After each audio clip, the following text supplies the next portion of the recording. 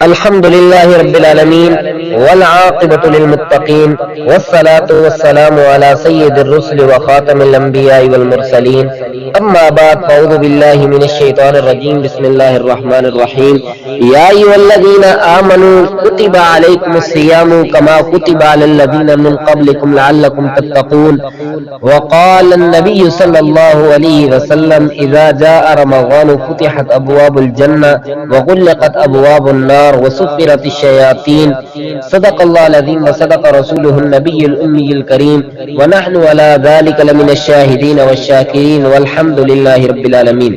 محترم مکرم عزیز سامعین، اللہ تعالیٰ کا بہت بڑا احسان ہے کہ جس نے ہمیں ایک مرتبہ پھر عظیم اور مبارک مہینہ رمضان المبارک عطا فرمایا، جو رحمتوں کا مہینہ ہے، برکتوں کا مہینہ ہے، مغفرت کا مہینہ ہے اور جہنم سے آزادی کا مہینہ ہے۔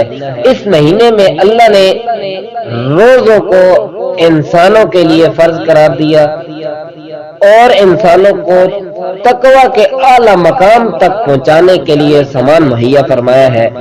آج کی اس گفتگو میں تین اہم گزارشات عرض کرنی ہے۔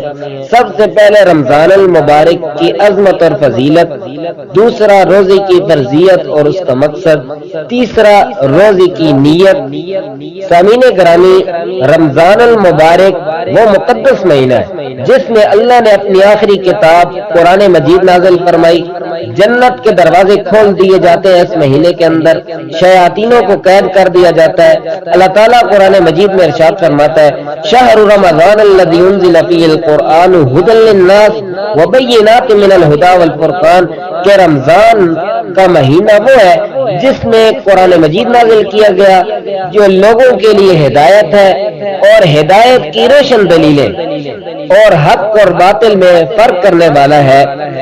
تو ثابت ہوا کہ رمضان کی سب سے بڑی فضیلت قرآن مجید کا نزول ہے۔ یہ ہدایت اور کامیابی کا مہینہ ہے۔ اس مہینے میں عبادات کا اجر کئی گنا بڑھا دیا جاتا ہے۔ رسول اللہ صلی اللہ علیہ وسلم کا ارشاد ہے اذا جاء رمضان فتحت ابواب الجنہ وغلقت ابواب النار وسفرت الشیاطین۔ رمضان المبارک کی فضیلت کے لیے رسول اللہ صلی اللہ علیہ وسلم نے ارشاد فرمایا کہ جب رمضان آتا ہے تو جنت کے دروازے کھول دیے جاتے ہیں، جہنم کے دروازے بند کر دیے جاتے ہیں، شیاطینوں کو جکڑ دیا جاتا ہے۔ تو رمضان نیکیوں کا موسم بہار ہوا، گناہوں سے بچنے کا سامان ہوا، عبادات کے ماحول پیدا کرنے کا ذریعہ ہوا۔ سامعین گرامی، رمضان کا روزہ اسلام کے بنیادی ارکان میں سے ایک رکن ہے جو ہر بالغ پر، ہر عاقل مسلمان پر فرض ہے۔ قرآن کریم میں اللہ تعالیٰ ارشاد فرماتے ہیں یا ایھا الذین آمنوا کتب علیکم الصیام کما کتب علی الذین من قبلکم لعلکم تتقون، اے ایمان والو تم پر روزے فرض کر دیے گئے جیسے تم سے پہلے لوگوں پر فرض کیے گئے تھے تاکہ تم متقی بن جاؤ۔ روزہ کوئی نئی عبادت نہیں ہے بلکہ سابقہ امتوں پر بھی فرض تھا۔ روزے کا مقصد اصلی تقوی پیدا کرنا ہے۔ تقوی یعنی اللہ کا خوف، گناہوں سے بچنا۔ رسول اللہ صلی اللہ علیہ وسلم نے ارشاد فرمایا من صام رمضان ایمانا واحتسابا غفر له ما تقدم من ذنبی، جس نے ایمان اور ثواب کی نیت سے رمضان کے روزے رکھے اس کے پچھلے گناہ معاف کر دیے جاتے ہیں۔ تو یہ حدیث واضح کرتی ہے کہ روزہ مغفرت کا ذریعہ ہے، شرط یہ ہے کہ اخلاص اور اللہ کی رضا موجود ہو۔ سامعین گرامی، روزے کا مقصد اور حقیقت کیا ہے؟ کیا روزہ رکھنا صرف بھوکا رہنا یا پیاسا رہنے کا نام ہے؟ نہیں، ہرگز نہیں۔ روزہ صرف بھوکا یا پیاسا رہنے کا نام نہیں بلکہ نفس کی اصلاح، صبر کی تربیت، خواہشات پر قابو، اللہ سے تعلق مضبوط کرنے کا نام اور گناہوں سے بچنے کا نام روزہ ہے۔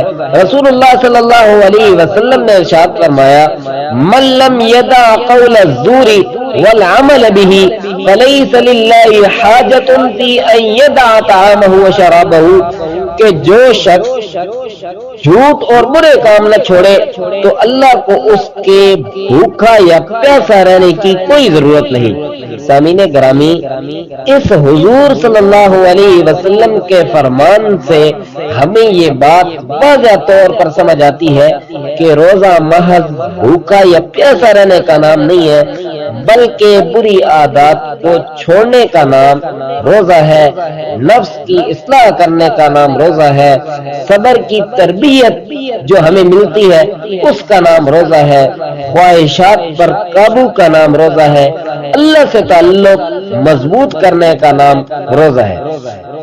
اب تیسری چیز جو ہے وہ روزے کی نیت کا حکم۔ روزہ کے لیے نیت کرنا ضروری ہے، بغیر نیت کے روزہ درست نہیں۔ رسول اللہ صلی اللہ علیہ وسلم نے ارشاد فرمایا، انما الاعمال بالنیات، اعمال کا دار و مدار نیتوں پر ہے۔ اب سوال یہ ہے کہ نیت کا کیا طریقہ ہے؟ دل میں ارادہ ہو، یہ نیت کے قائم مقام ہے، زبان سے کہنا ضروری نہیں ہے۔ رمضان کے فرض روزے کے لیے رات سے نیت کرنا بہتر ہے، سحری کرنا بھی نیت کے قائم مقام ہوگا۔ حضرات سامعین، رمضان المبارک اللہ کی عظیم نعمت ہے، ہمیں چاہیے کہ ہم اس مہینے کی قدر کریں، اخلاص کے ساتھ روزے رکھیں، گناہوں سے بچیں، تقوی حاصل کریں، عبادات میں بڑھ چڑھ کر حصہ لیں۔ اللہ تعالی ہمیں رمضان کی صحیح قدر کرنے، صحیح طریقے سے روزے رکھنے اور تقوی